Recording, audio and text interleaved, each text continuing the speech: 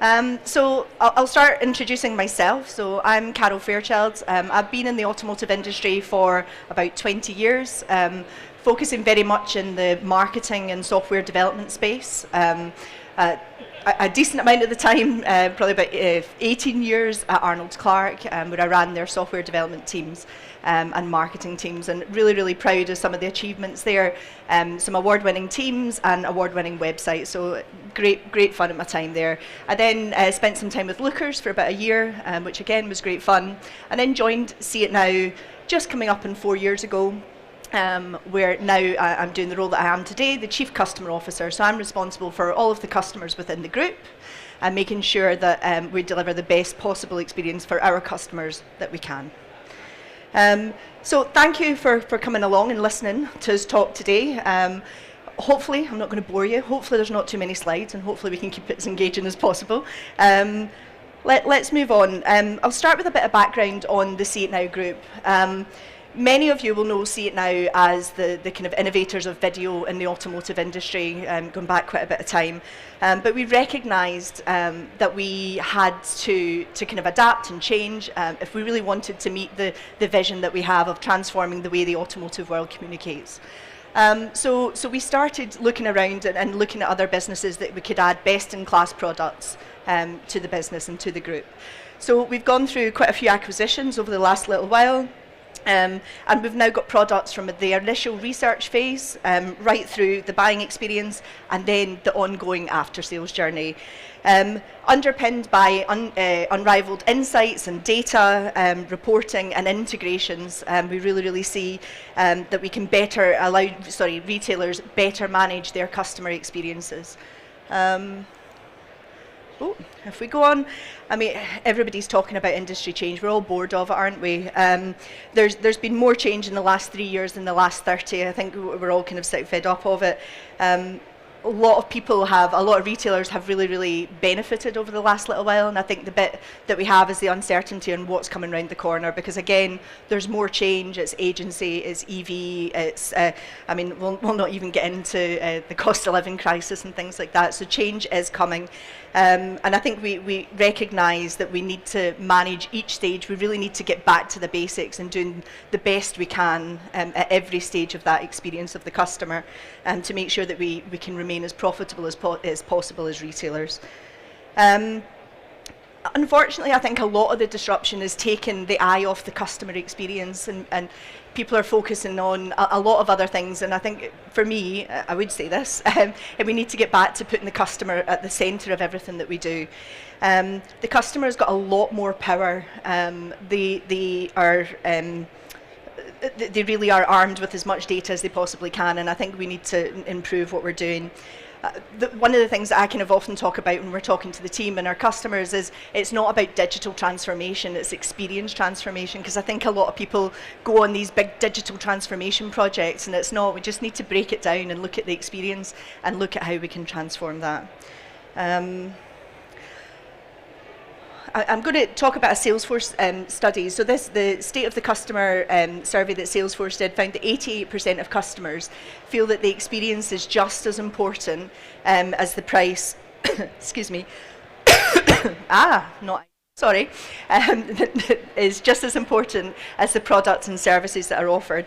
And I'm going to look at my screen here because I always get this number wrong. So almost half of the same group said that they would stop buying if the experience wasn't what it needed to be. So I think it's really important to remember when the customer's in your showroom and they're there, you need to make sure that the experience is what it needs to be. It's why we at CitNOW, we're so passionate about customer experience. It really is. When we're building our products, everything we do is about making sure that it's right for the customer to help the retailers at the end of the day.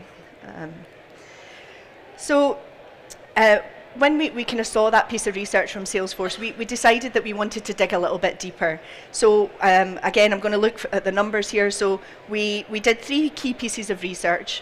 We asked 1,000 car owners about their car buying experience and owning experience. Then we did a piece of research where we went to 100 retailer websites and 40 OEM websites to get a good baseline of what the online experience actually is. And then we asked a lot of you guys, industry experts, what your opinion on how you think and where we kind of sit today. So we then pulled all that data together. I'm going to try and to create a report. So we've got this report on our stand, but I'll pull out some of the stats and just walk you through them today, just some of the high level ones. So what did we find? What does the customer want? So it's pretty simple, to be honest, and very, very similar in both sales and after sales. So in sales, they want a really good customer experience. Yeah, no news there. A competitive price, and for the experience to be simple and good. And very, very similar in the after sales world, just the adding in a good, easy experience, and also a good reputation. So reputation is really important in the after sales world. One of the things that I found really funny when we were looking at the sales side of things, the most common thing that customers said that they wanted to know was, is the car actually in stock? And I remember at my time at Arnold Clark, trawling through data and looking at all of our live chat inquiries and things like that. And we had so many people just asking, is the car in stock? And it's such a simple thing to solve. And if you can just take that away, take those inquiries away, get it up front on your website and make sure that you kind of save that one inquiry, you save the pain for the customer of having to go through that process. So, I mean, technology isn't the magical answer. There's a lot of hard work, but a mix of technology and people can really make a difference. Sorry. So the other thing I think that often gets forgotten is that it's one customer. So whether it's in the sales environment or the after sales environment, it is one customer. What the sales department do reflects on the customer's experience in the after sales department as well. So it's all linked. So I think it's really, really important that that you kind of bear that in mind. We found that only 11% of car owners chose their service centre based on where they bought the car. 11%, that's really low, isn't it? It's quite frightening. And we also found that only 65, when we asked you retailers, only 65% of you even bother to introduce the after sales department. So I think it's another really simple thing that could be done to make a difference there. So let's start looking at the research phase of buying a car. So where does it start for the customer? So they've maybe talked to their friends and family, they've maybe got a video, they've looked up reviews, lots and lots of different touch points there. But when the customer contacts the dealership, they have all of this data, and I think the difficult thing is that often retailers don't have the data, and I think that's really important, is to make sure that you arm your sales team with as much information as possible so that they know as much as the customer knows. I think that's one of the crucial things. So I'm going to then start kind of dipping into some of the stats that we've got as part of the research. And we'll focus on some quick wins, because I think it's when you come to these sorts of things, what you want to do is take away things that you can go and action, don't you? It's all about learning. So, so some of the quick wins. So timing. 50% of car buyers want a response time within 3 hours. So 3 hours seems pretty reasonable, doesn't it? But that moves to 24% within 30 minutes. So I think trying to get that response time as quick as possible. And the other interesting thing on timing is in the after sales space. So we, looking at all of the data that we have through our RTC Insights product, we see that Monday mornings are the best time. If you want to phone a customer to get them booked into the service centre, it's a Monday morning is the best time to do that. So do we all up the teams on a Monday, make sure we're fully staffed to phone as many customers on a Monday morning as possible. Another little simple tip. The next one is communication. And I think this is really crucial, and this one is probably a little bit more difficult to actually achieve. So customers want to be responded to on the method of communication that they reached out on. So if they reach out to you on WhatsApp, go back to them on WhatsApp. If they reach out to you on email, go back to them on that. And I think that's something that we really need to try and improve. The interesting thing for me here is that number, so that 65%, when you take it to a younger age and you look at under 25s, it moves to 94%. So the younger people coming through, it's crucial. We're maybe getting away with it just now with people are a bit more understanding, but when we start looking at these younger generations, we really need to make sure that we're doing this kind of responding on the same channel. We'll then move into video, so it would be crazy of me not to stand up here and talk a little bit about video, because it's where we started. So 43% of car buyers are more likely to buy if they received a personalised video. So 43% will buy, more likely to buy if they receive a video. And then in the workshop, 41% say that they will be more likely to approve their repair work if they get a video. So again, how are people actually making sure they're responding to inquiries with video? Are you making sure that every vehicle that's coming into your workshop, are you making sure that they get a video?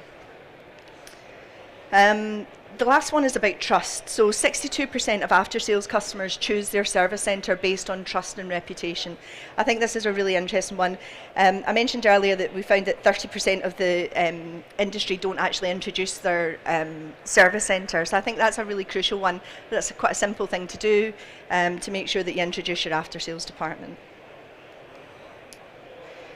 So just a quick summary then. So timing, communication, video and trust. So that's the first kind of 4 things that I would say is hopefully takeaways that you can go and if you're not doing them, then make a difference moving forward.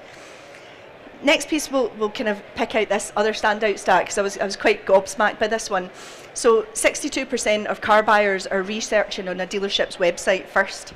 That stat, when we look at the same piece of research we did last year, was only 22%. That's a huge change in people coming onto retailer websites. So I think you obviously are doing a great job in making sure that you're driving people to your website. The crucial thing is that you then, when you get them there, that you give them that awesome experience to make sure that you're the retailer that they choose. So what do customers want to see when they're looking at a vehicle listing online? So in order, and to be honest, they were all very, very, very close, but a 360 spin of the exterior of the vehicle, high-res images of the interior, and a video of the exterior of the vehicle. This is an area where technology can really, really help, but not only can it get you the right thing for the customer, it can help your people experience by improving speed, making it easier for them, making it more enjoyable. So technology can definitely help here. We'll come back to this stat. We'll remember this one as we go on in the presentation because, as we said, we've got the bit of research that shows how retailer websites are actually living up to this, and it's quite an interesting comparison. So what we found out so far, the customer sees the dealership as one. Their channel, their terms. Make sure that you're always kind of giving them the best possible experience as you can. And it is the only way that retailers can stand out now, isn't it? It's all about experience. We need to make sure that we're delivering that awesome experience. Right, bet you never thought you'd see a picture of tents. I just want to tell you a little story, and I didn't even notice until you start putting this on a big screen that you can see my children in it. I thought I managed to get one that didn't have any people in it, but so I was researching my next car fairly recently. I had some really, really clear things that I was looking for. So I've got 2 growing kids. They just keep getting bigger and bigger. I've got a dog, unfortunately, that keeps getting bigger and bigger. And we like to go camping. And you can see like tents and chairs, and there's hundreds and hundreds of stuff. So we need a big car that can fit all of this crap, and et cetera, et cetera.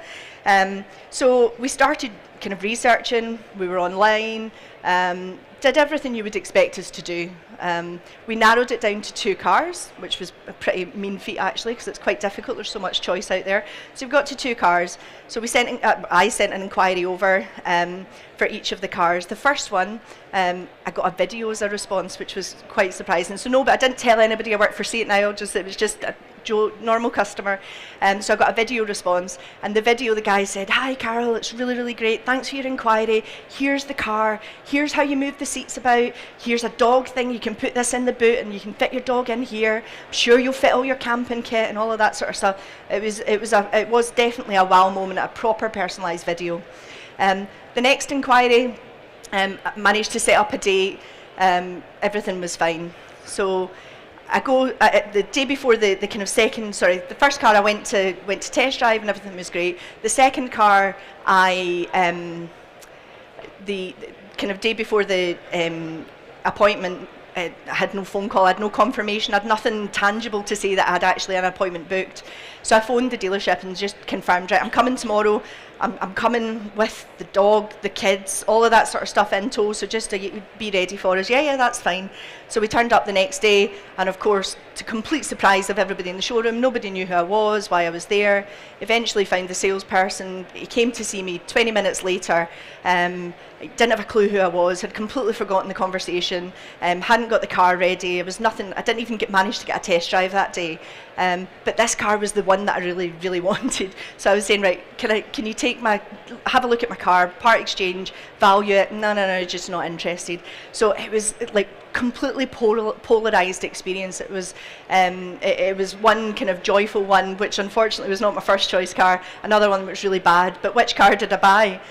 I bought the one that had a great experience. So I mean, I know I'm a survey of one, but I'm sure there's loads and loads of stories like that out there. So yeah, just make sure that you kind of really work on that experience. I'll get back into the proper data. I just thought it would be interesting to have a little story. So understanding the experience, we kind of looked at these 100 dealer group websites, all the kind of biggest retailer group websites we looked at, and 40 car manufacturers, really just to understand what the experience, so everything we found that customers wanted, how did that then reflect on retailers' websites. I'm not going to name and shame anybody, so don't worry, we've just taken some averages and things, so we're not going to do that. So the first one, the 360 spins and images. So if you remember, we talked about how much customers really, really want that. Yet only 14% of dealer group websites have got them when we look at the 360 spins. So I think this is the most significant example where we see that difference between what customers want and what is actually there. The next one is part exchange. So our research shows over half of customers would be more inclined to buy if they were taking on a part exchange journey through a retailer's website. The good news is that we found that 4 out of 5 dealers are actually doing it, which is great. But the vast majority didn't offer that next step. So they got the part exchange valuation, but they didn't know what to do next. So I think that was one of the crucial things. When you get the valuation, offer them the next part of the journey. One of the other things, a kind of little anecdote, we hear customers talking a lot about how bad and how negative the part exchange conversation can be.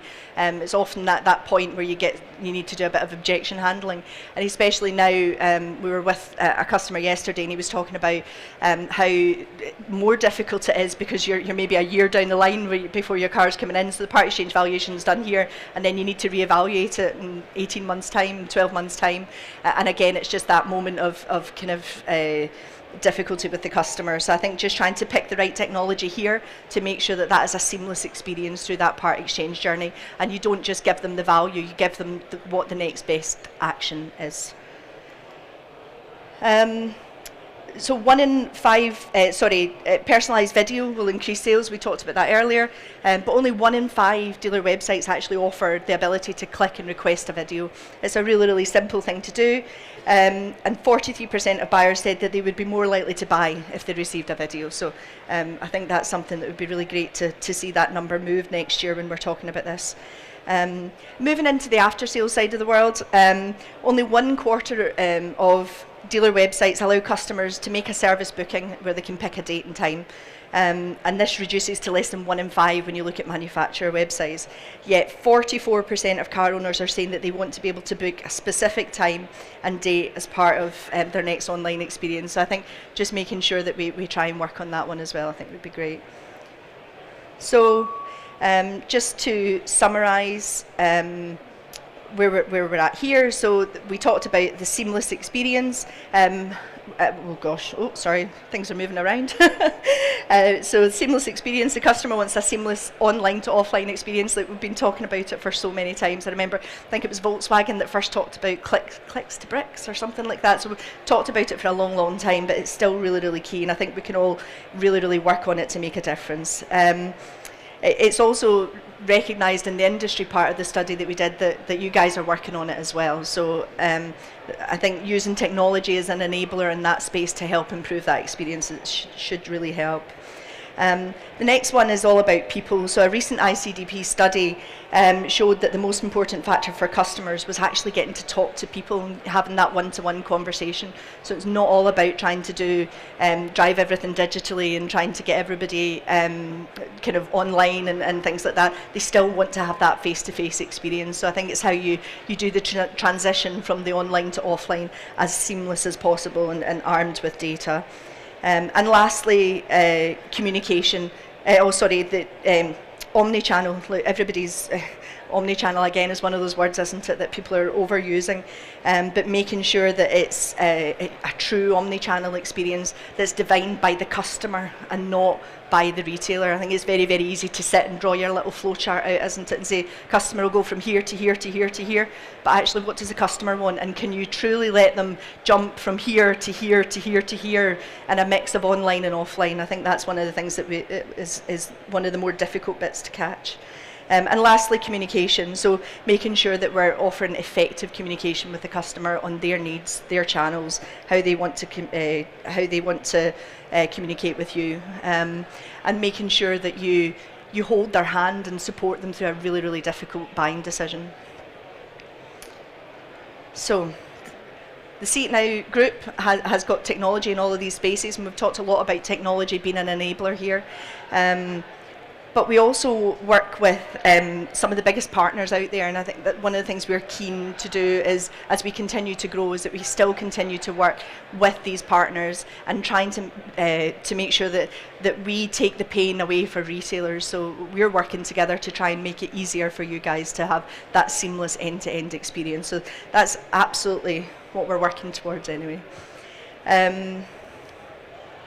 So thank you for listening. I'm going to ask Alistair to come up, wherever he is, there he's there, to do some questions. So the report I mentioned earlier is full report. You can get a copy. There's digital copies we can send you if you prefer a digital copy over in our stand, which you can't miss because there's like a big glowing halo above our stand, which is fabulous.